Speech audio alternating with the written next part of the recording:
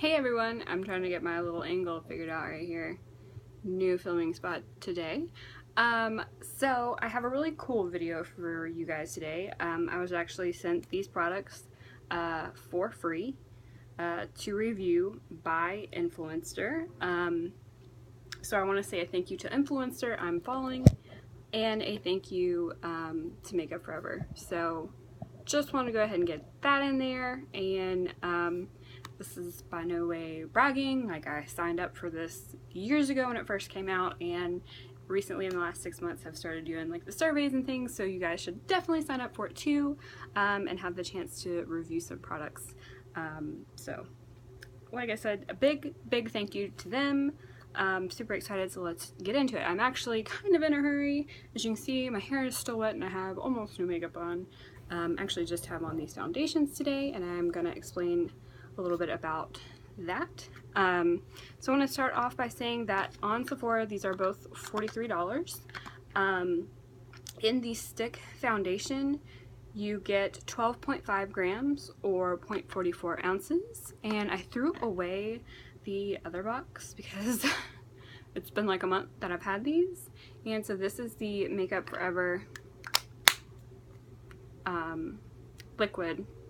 They're both the Ultra HD, Ultra HD. Sorry about that. And this is 30 milliliters and 1.01 fluid ounces. So one of those catch-22s as far as you're probably going to use up all of this, and you'll probably still have a little bit, left hanging out in the bottom. So whether or not which one's like a better deal for the amount, probably still the liquid, but who knows. So there is 8 shades in this, and either 15 or 30 shades in this. I can't quite remember right now, but those two numbers are just what's like hanging out in my head. So I have used, I'll definitely check and make sure, and I'll put down below which amount of shades for both products. But I've actually worn, over the last month, I've worn both these foundations with and without primers. I've used different methods of application as far as different sponges, beauty blender, regular wedge makeup sponge, all kinds of different foundation brushes. I've just used my fingers, all that good stuff. And I have to say that for both products, I prefer no primer and my fingers. So that's kind of cool. I could see this being a great summer or winter, I guess, vacation foundation. I feel like these do really well for short periods of time, and and they go really well as far as if you wanted to like reapply them. And what I mean by that is sometimes you're out in the sun, having fun, and you like to put a little foundation on like I do, and then when you get back in from being at the beach, you've lost a little from wallowing all over stuff.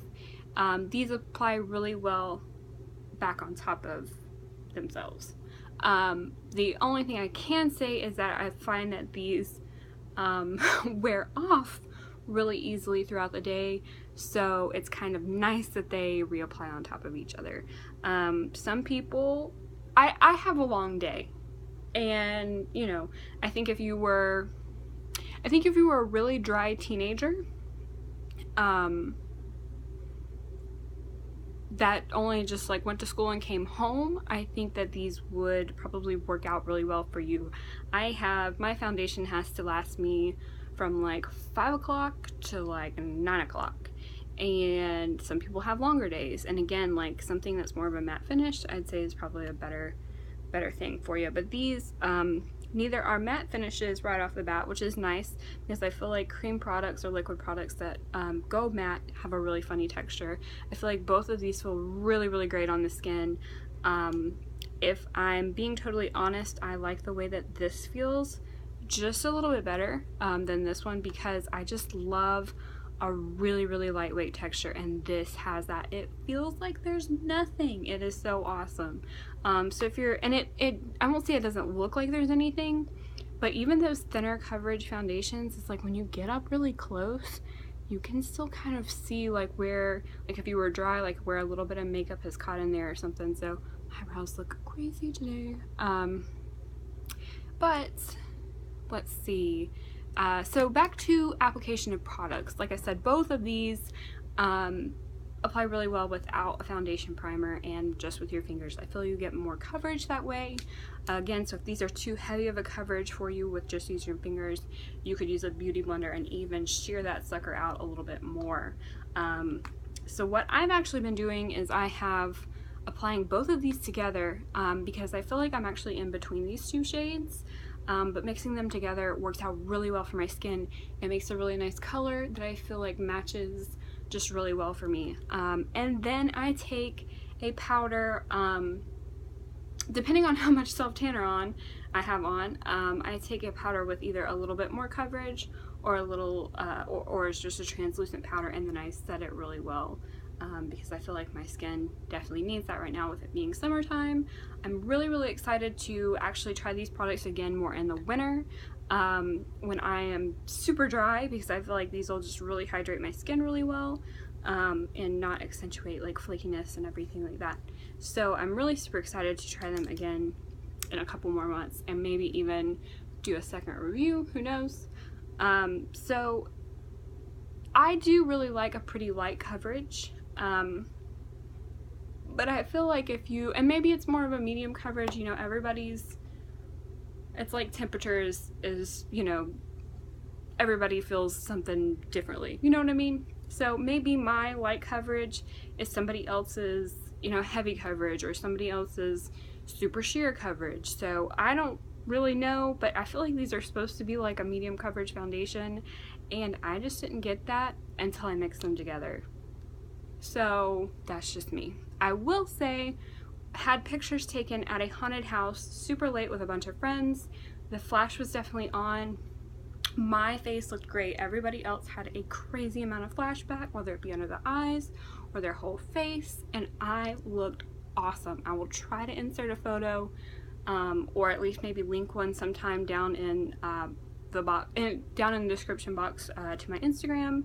But like I said, that was really nice. And I've even played around with mixing these foundations with some other heavier coverage foundations that I have, and it has kind of sheared them out, but it has given me that aspect of not having any flashback, which is what I love about the Ultra HD. So, you know, for a generation that's taking more and more and more pictures every single day, I think that this is really nice.